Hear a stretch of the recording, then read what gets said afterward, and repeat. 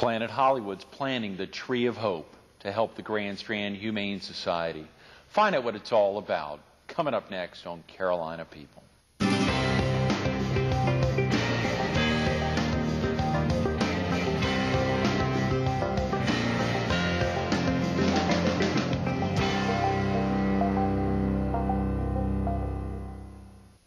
Good morning.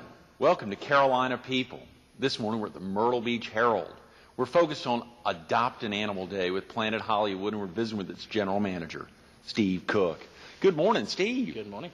Thanks so much for coming in. Very welcome. On a Wednesday morning, and so many activities going on this weekend and next weekend, I guess all year long at Planet Hollywood. Absolutely. There's always something going on at Planet Hollywood. It is an incredible place. You know, so many folks pass that. And, of course, as you know, the bulk of our viewers are in the PD and southeastern North Carolina, so may not see it every day or every other day, yes, like locals in Horry and potentially Georgetown County would. But it's an incredible facility. It absolutely is. And the memorabilia that we've got from all over the world, you've got to remember that it's the largest private collection of memorabilia from films and television in the world. We have part of that. Planet Hollywood has the largest. It does. Yep. I had no idea. Yep. Now, whose thought was that to collect? You would have thought places like Hard Rock, which had such a long leg up on y'all. I mean, it had been out for a good while before y'all. Right. Well, funnily enough, one of the people that started Hard Rock Cafe moved on, and Robert Earl, he started our company, Planet Hollywood, with a gentleman that was in the film industry already. You've probably heard of the film 9.5 Weeks with Demi Moore. Keith Barish was the film part behind the restaurant part of Robert Earl, if you like. Oh, so wow. that's where the tie comes in with the memorabilia. Now, are those two folks still involved with the company? Keith Barish has moved on. Robert Earl is still very much the chairman and chief executive officer. Now, he was also involved with House of Blues, I believe, wasn't he? Or no, maybe someone else. Yeah, but he was definitely with Hard Rock early on. Absolutely, yeah. To start with, yes. Yeah. How exciting for you. Real quick about yourself, Steve. Your accent would potentially give it away, but I need to ask that. Are you originally from the area? I'm absolutely not from the area.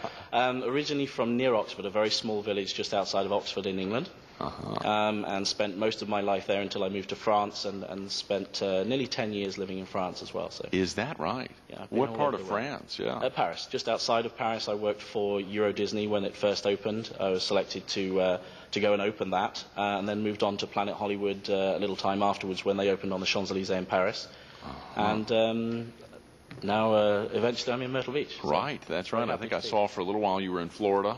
I was in Miami. I converted an all-star cafe, which was another concept of Planet Hollywood. And from there I went to Atlanta, and then Minneapolis, and then here. And I've been to a few of the others meanwhile, but mainly managing those areas and troubleshooting those areas. Right. Troubleshooting's a big word. And I think I saw that those same two words applied to you while you were at Euro Disney. Yes, very much. Probably, I worked in most aspects of Euro Disney, in hotels, in catering, pretty much in conventions, in pretty much every area of Euro Disney. And probably the most important thing for me was I went to work for what was called Challenge 94. Disney was having a few problems a couple of years after it opened. There was people didn't really know what to expect when they went there.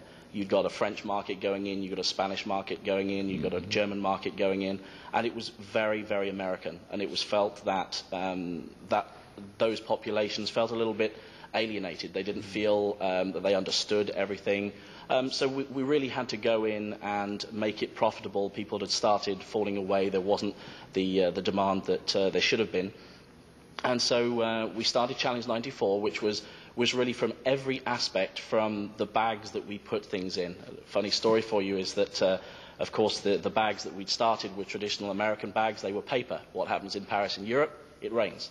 So everybody's merchandise was falling out of the bottom of the bag. Right. Just little things like that hadn't been thought of to start with, that we adapted. So anything as minuscule as that to the accounting procedures and the marketing.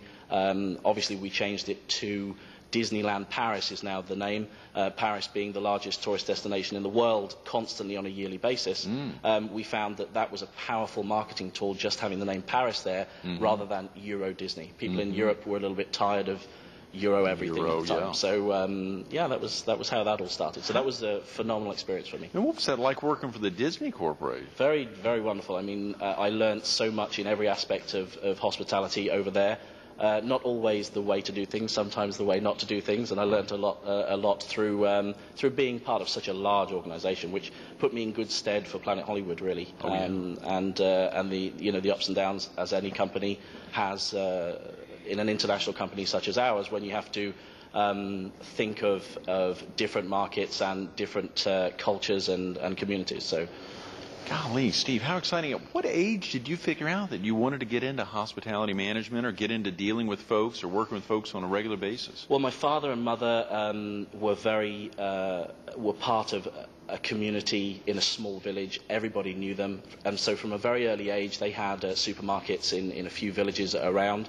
From a very early age, I realized that hospitality was more, and service was more the field that I wanted to go into. Mm-hmm. I then, at the age of 14, went to work for a hotel that was a very traditional, what American people would think of a very traditional Henry VIII-esque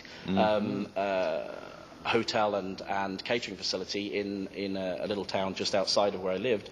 And I met an Austrian chef who was a phenomenal artist and expert in his field, and really gave me a sense of hospitality and what you need to succeed in the hospitality industry. And that excited me very much. So really, from the age of 14, I think, or even before that, with my parents. Did you have brothers and sisters, Steve? I do. Yeah, I have a brother that, funny enough, works in the film industry, and his wife works in the film industry. My sister-in-law is a producer or assistant producer in some films that you've probably heard of, such as Harry Potter, the first Harry Potter. Oh, wow. And Interview with the Vampire was a famous one she was in as well. Yes. And my brother is in the special effects departments. And they're in the UK. Yeah. They're still in the UK. Right. Do your folks get over to visit at all? My dad is coming over on the 14th of December, so that'll be great. So just next week. How excited exciting. to take him all over and see the region. That is fantastic, Steve. You know, I think it was really exciting seeing that during your 4 years of college that you had spent, I believe, a year in Massachusetts, and so Yes, had gotten I a did. little touch of America. Yes, I did, and that's probably what made me want to come back to America. I spent a year in a place called Lowell, just outside of Boston. Started the Industrial Revolution in America with the Mill City, all of that. So I was an intern in the hotel there. Went through sales, marketing, human resources, every aspect of the convention center and hotel. And it certainly made me want to come back to the States and I think hospitality in the States is a little bit different to what it is in Europe. It's still very old school in Europe, especially in Paris and parts of England. So I wanted to see something new. You know, when folks think of the Champs-Élysées, you say oftentimes they don't think of old school. They don't think, It's very old school. Don't be worried about that. It's very old school all over Paris and still. They're very proud of that, I'm sure. French culture. That's fascinating. Steve, for a viewer who may need to take off, and obviously we need to talk about y'all's schools programs, your locals VIP program, but surely the Adopt an Animal Day. I think this past Saturday or this past weekend you had a big Red Hat Society event. Yes, we did. That was But fun. for a viewer who may need to take off to run to work or head off to school, what's the best number for someone to call to learn more about what y'all have going on this year? Okay, yeah. Please call 843-448-7827. Okay. 843-448-STAR. Star. Yeah, that's right. And surely folks think about that. And I know, as you mentioned early on, as you were trying to help convert some of the All-Stars earlier, I think I saw, was it down in Miami that you converted an All-Star? Into a Planet Hollywood. We decided that the All-Star Cafe chain wasn't working too well for us, and we needed to move on. It was a great location on Ocean Boulevard, Ocean Drive in Miami. So we converted that into a Planet Hollywood cafe. Mm-hmm. How many Planet Hollywoods are there now? Now there's 25 worldwide. So we've still got them in places like the Middle East, which is, as you can imagine, fun at the moment, being in the Middle East. But also in parts of Europe, in London, in Paris, in Madrid, in Greece. Right. After finding out a store location may not work and moving on, how did they decide a community like Myrtle Beach would be a place to keep one, Steve? Obviously, you've been here more than a year now. Definitely. Well, obviously, normally the locations that we have in the past been very historic locations in the towns we've been in, which might sound phenomenal, but as a business person, the snag to that, if you like, is that you can't touch that wall, you can't change that facade, you can't put an elevator in, for instance, if there wasn't an elevator. So in many of those locations it caused a lot of operational difficulties for us, which of course does reflect in profitability at the end of the day. Some of the markets, we've learned a lot over the years, and the Robert Earl has admitted, he's learned an awful lot about the industry. Even he's had a vast knowledge of the industry over the years, but he learnt a lot through the ups and downs of Planet Hollywood. And we're proud to announce that we've just opened, we just took over the Aladdin casino in Vegas. That's right, yeah. So that will become, we've taken over the keys now, so it's our new venture, a Planet Hollywood Resort and Casino in Las Vegas. So that's going to be very, very good. There's hundreds of thousands of pieces of memorabilia at the moment being boxed up and sent to Vegas to put in every room and every part of that hotel. Wow, Steve. So it will be definitely something to go and see. Yes, very definitely. Now, how is Myrtle Beach going to be lucky enough to keep you here? It sounds like, with your troubleshooting background, with the years at both Euro Disney and then later, obviously, the name change, Ferris, Disneyland of Ferris. Right. I can't say that I'm going to be here all my life, but it is something that it's a place that is very welcoming, and I thoroughly enjoy being down here. It's a location that has its challenges and its strengths as many as anywhere else. I do feel that there is a good sense of community with the locals here, which is different to a lot of locations that we have, where it's mainly just tourism. And here I think it's important that to make sure that everybody knows that we do appreciate that there is a good 6 months of the year when you just don't have those tourists around, and the locals all year round, as far as we're concerned, are very important to us. Well, that was the huge thing I think you talked about when we were talking about earlier about the locals VIP card, right. That opportunity for in the summertime, when, as you say, it's kind of difficult because so many places like y'all are so crowded. Right. But for a local to be able to experience, please share with the viewers, how y'all made the determination that a locals VIP card was something you needed to do. Well, I think it was when I first came here last year. I've been here just over a year. I felt that the locals got a little bit of a raw deal, to be honest with you. As a new local myself, I just realised that it felt that the bike week that we have in October, I mean, it was nigh on impossible for me and some friends to get in at a reasonable time to some local places, and right. I just thought that's wrong. If I'm a local, I expect a little bit more than perhaps the tourist does. So in January we launched the local VIP card, which literally gives locals something that locals have said in the past, which I want to make sure that they know that's very wrong, is that we're a tourist trap. Planet Hollywood, and especially in Myrtle Beach, is no tourist trap. And I wanted to really have something, a tool to get over that hurdle. People think that we're a little bit more expensive, and perhaps we are because of the tourist market. So it was a way of reducing the cost and making sure the locals could enjoy us as much as the tourists. We have 15% off food, non-alcoholic beverage, and merchandise at any time of year.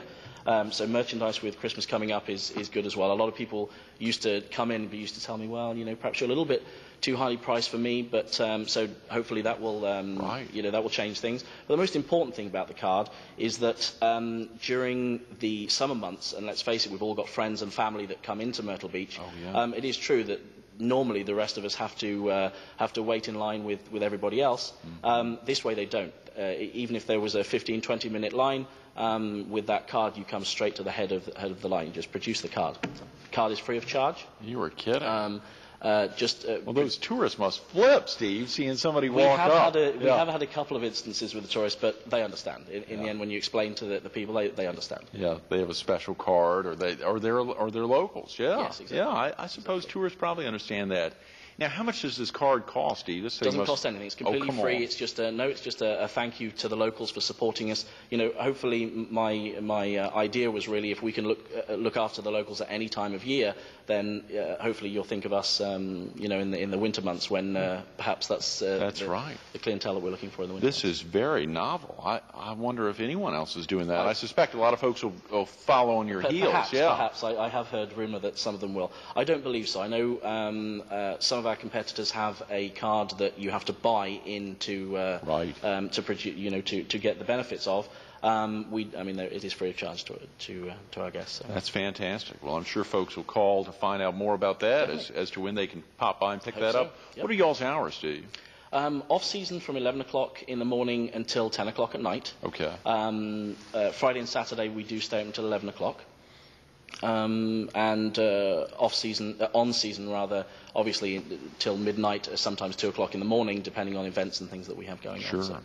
Steve, let me ask you about something. I think I saw at the Myrtle Beach Area Chamber of Commerce website or somewhere else that there was a Myrtle Beach Family Friendly Initiative. Yeah. And I believe y'all were one of 55 selected, and I think the only restaurant selected. Yep, I was very proud for that. What the Family Friendly Initiative is, a gentleman and another group of people, but a gentleman started it from Coastal Carolina University. Mm-hmm. And his idea was to make sure that businesses in the area looked after the local population as well, and became family friendly. Mm-hmm. So if somebody has a challenge getting a creche for their children or needs specific hours, that they shouldn't have any problem in doing that. And Family Friendly Initiative is a way of recognising those businesses that try to help the locals and the local population in fitting into the work environment easier. Right. So this year there was a whole program that you had to go through to become family friendly and be certified. And so we did. We were happy to get gold for the amounts that Planet Hollywood puts to the human resources programs that we have in place. Right. And we're the only restaurant. House of Blues is in there as well, a good friend of ours, and Medieval Times that we do things with. But we're the only restaurant, which I'm very proud of. That is huge. Congratulations from a heck of a lot of folks. That family-friendly aspect is a very important one. Of course, that ties into y'all's schools program. We've only got about 8 minutes. Time is flying, but the schools program is something I know a lot of viewers would really want to know about. Yes, we do a lot of charity and benefits at all times of year, but something we are proud of as well. We have a schools kickback program, if you like. If we get some business through contact from a school, then they get 5% of that business back to the school. Mm-hmm. We also have a good student award program as well. You know, if there are students that do particularly well at school, they get free meals at Planet Hollywood, which is a whole program that's put in place with the principals of the schools. Mm-hmm. You've got a big Hollywood Kids Club, I believe, that's as well. Phenomenal. Yeah. We started off. It's an entertainment program for the children at all times of year. We started off in October. We had a fabulous Hollywood event. Haunted Hollywood event for Halloween. We have a few things coming up. We have Lunch with Santa, which is the 11th and 12th, and the 18th and 19th of December. You can come in. Obviously, there's photos with Santa, lunch with Santa. There's balloon artists. There's things going on all over the place. There's the Horry County Fire Department will be there showing their fire truck off, which is very popular with the children. Great. At that time as well, leading into something I did want to talk about was the Adopt a Pet. We've partnered this year as our charity with the Grand Strand Humane Society, which is very, very important in this area. And we have Adopt a Pet at exactly the same days, the 11th, 12th of December, 18th and 19th of December, between 11 and 2. And they will be out on our plaza. We have a lot of pets or potential pets that need to be adopted all over. So, you know, my plea today is to come out on the 11th and 12th, 18th and 19th between 11 and 2 and take home a pet. There's lots of them out there. We have a Tree of Hope. If you can't get there on those days, we have a Tree of Hope at the entrance to Planet Hollywood with pictures of all the pets that you can possibly adopt. Right. We also have, if you would just like to make donations, we have a wish list that the Grand Strand Humane Society needs. It can be anything from mops and buckets all the way through to pieces of wood for construction and things like that. And we have at all times what we call our little doggy house, which is where you put your loose change and any contributions you'd like to make. So there's lots of things that you can get involved in with the Grand Strand Humane Society. What a huge commitment, Steve. It's going to be fun, though. Yeah, it's fun. We're all about being fun. That's this Saturday and Sunday, and next Saturday and Sunday. This Saturday the 11th. The 11th and 12th. Sunday the 12th, okay, and then next Saturday and Sunday. And the times are from 11 till 2. Okay, so that 3-hour block on a Saturday and Sunday, which is perfect. So many folks coming after church on Sundays, or should be a good time. Or beforehand on Saturdays to get out there before the crowds get huge. Yeah. Y'all have had so many big events, and I wanted to highlight real quick. Chef Dave, you've got a big chef there who's been there for a good while. Yes. Share with viewers real quick if they're thinking about coming in, if they want to take advantage of that 15% discount for locals here in our viewing area. If they're coming in, what are they going to be able to see on the menu? We have a wide variety of menus. I think another big misconception is that we're a burger joint, and we're certainly not. We're certainly not. We actually sell more other items than we do burgers. We have a variety of appetizers. For instance, favourite ones are blackened shrimp. We have it's a sort of Cajun spiced blackened shrimp. Right. We have a world famous chicken crunch, which is with a Captain Crunch cereal around the outside. Yeah. That's very popular. We have sandwiches, salads. We have grilled items, fish items on the menu. Right. Really, I mean, an eclectic palette for everybody, really. Californian cuisine, we call it. Californian cuisine. Californian That's cuisine. great. Well, that ties in very well to Planet Hollywood. That's Absolutely. right. And I'm sure you've got great bartenders. You know, our director helped train the bartenders at Planet Hollywood. Yes, apparently. I just learned that today. Which is very exciting. It's amazing, the folks, locals and otherwise. And so many folks have come to Planet Hollywood. Absolutely. Which is such a high-profile location, an amazing location. I remember when you all opened, you had one of the top-producing kitchens, I believe, in the family chain. Oh, absolutely. In the Planet Hollywood chain that far outgrows so many of the other major locations like Vegas and Atlanta and Orlando. Well, many of our locations are busy year-round, but they never really peak in July and August like we do. Right. And like many other restaurants, I mean, there's a phenomenal amount of people around, and we're happy to take them. And I'm sure. And with so many big players coming to the market to work here, and oftentimes so many of them stay here, which is wonderful. Absolutely. What are the big things, Steve? What does that feel like to be in the presence of so many of the folks that had been involved with Planet Hollywood early on, some of the big movie star investors? You've been in the presence, I think I saw on Champs-Élysées and otherwise, working with a lot of stars. Yes. It's fun, and I know a lot of people get awe-inspired by the stars. They're as regular as you and I when you meet them. And we've been very lucky. When I work for Disney, there are a lot of stars that, because of the way Disney treats them, become quite uppity and are looking to be very well treated. We were lucky with Planet Hollywood with our main stars that were shareholders, such as Demi Moore, Bruce Willis, Sylvester Stallone, Arnold Schwarzenegger. They were just part of the family. I mean, they would get behind the line. They would, cook the steaks like everybody else. That's right. They were always very, very courteous, and they're still, majority of them are still with us. I mean, they're still very much part of our family. They might have moved on to other things, but they support us in events all the time. So. Very definitely. I remember when you all opened here, the crowd that was here, and obviously those folks doing just as you said, flipping burgers and being a part and waiting in line in the crowds, which is a huge deal. Red Hatter Society, we had a huge group of 300 plus ladies this past. A lot of fun. We're very happy to be one of the main areas that the Red Hat Society go to right now. And we've just had their winter ball. There were 300 Red Hat ladies thoroughly enjoying themselves. We had the red carpet out for them. We had the lot. And they had entertainment and a band there. And they're a lot of fun, these ladies. They come to us all year long now. They have their events regularly. So, again, if you're a Red Hatter, come along. Yes, that's right. Very, very welcome.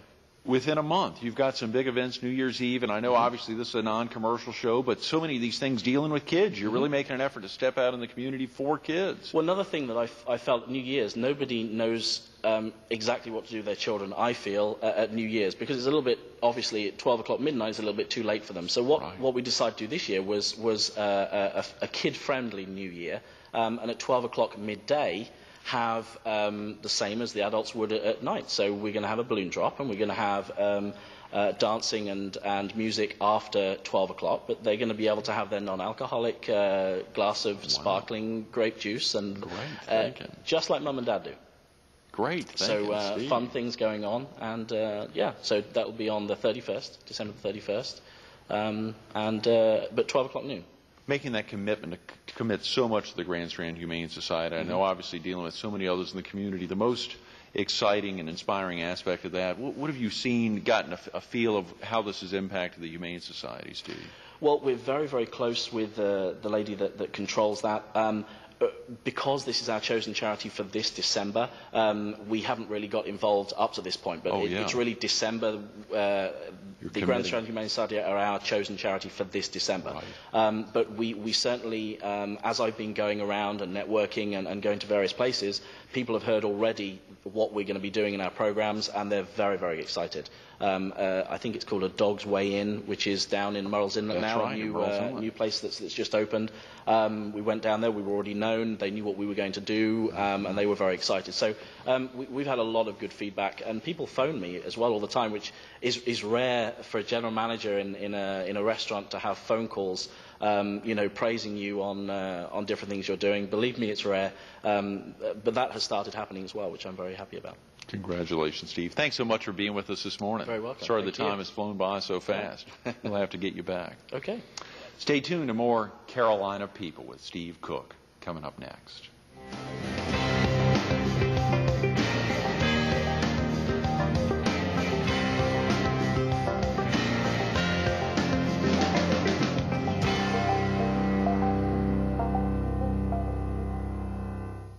Phone number simple. Take the time to write it down. 843-448-STAR. That's 7827. 448-7827. Take the time to call.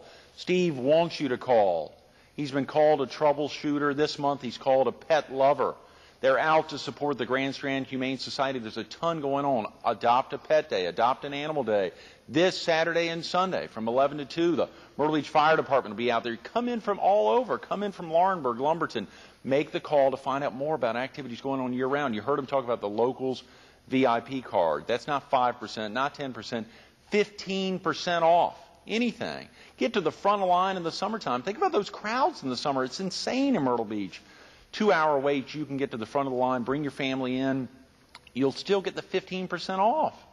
You'll still get the 15% off. Take the time to do it. But think about also the aspects throughout the month, all month long, not only this weekend, but next weekend, Saturday and Sunday from 11 to 2. Give them a call. Steve wants you to call 843-448-STAR.